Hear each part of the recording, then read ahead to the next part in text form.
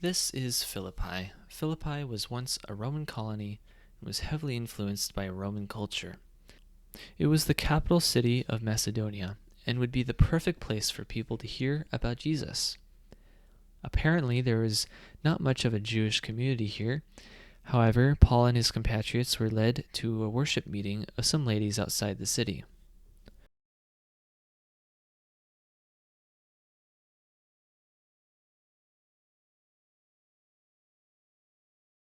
Before I continue with the story, I want to say a couple things about what it was like to be at the city itself. It was very intriguing to see the ancient city today. The ancient theater is apparently used for real concerts and performances nowadays, and there were people there setting up the stage for that while we were there. I would have loved to listen to a performance in ancient Philippi, but we were busy with other things, unfortunately. We also got to see the marketplace area where Paul was very likely brought out to be judged by the local magistrates, which I'll talk about later. It is chilling how real the stories of the Bible really feel when you're actually there in person.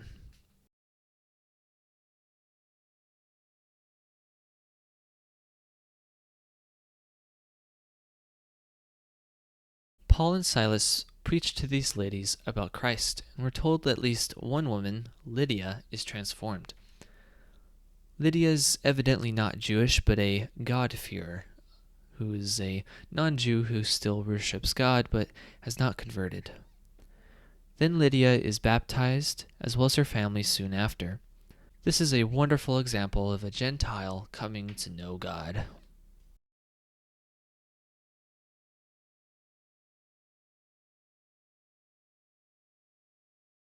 While in Philippi, a slave girl followed Paul and Silas around, proclaiming that they were servants of the Most High God, telling you how to be saved. The girl was possessed, and what she said was not untrue by any means. Despite this, Paul is annoyed and exorcises her. A crazed lady yelling out this message is a terrible introduction to the goodness of our Lord. Or maybe she said it mockingly, or maybe the way she said it was flawed. The message is not merely a means to be saved, but to be transformed.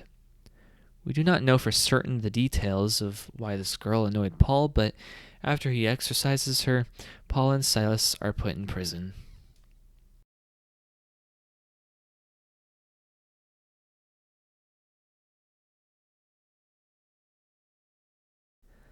This is a dark time for Paul and Silas. They were stripped, beaten, and locked in chains. But even in this dark time, Paul and Silas sang hymns. Their faith abounded even in prison. In the middle of the night, there was a miraculous earthquake that opened their doors and loosened their chains. The guard on duty saw the doors open and nearly committed suicide at the sight of the prisoners escaping. Paul told him to stop and said they are still there. Greatly humbled, the prison guard received Paul's message about Jesus and was baptized alongside his family.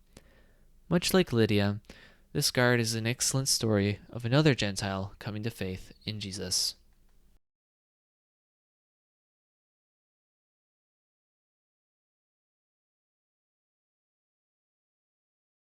In conclusion, Paul and Silas showed great faith in Philippi in both good times, outside the city with Lydia, and bad times, in the prison after being beaten. We can learn from them that our faith ought to have no limits, that our hope can endure all hardships, and the faith of Lydia and the prison guard also shows how we can be saved even if it seems impossible. As Paul writes to the Philippians, "For to you it has been granted on behalf of Christ, not only to believe in him, but also to suffer for his sake."